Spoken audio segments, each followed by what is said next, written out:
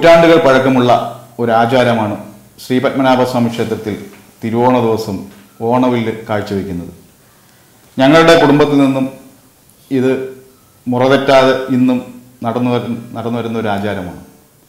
5 തലമുറകളായിട്ട് കരമന മേലാറന്നൂർ വാണിയമൂല കുടുംബത്തിൽ നിന്നും 8 വില്ലുകൾ ശ്രീ പത്മനാഭസ്വാമിക്ക് ചാർത്തുവാനായിട്ട് തിരുവോണ ദിവസം അതിരാവിലെ ഇവിടെ നിന്നും കുടുംബക്കാരെല്ലാം ഘോഷയാത്രയായി പത്മനാഭസ്വാമി ക്ഷേത്രത്തിലേക്ക് കൊണ്ടുപോകാം.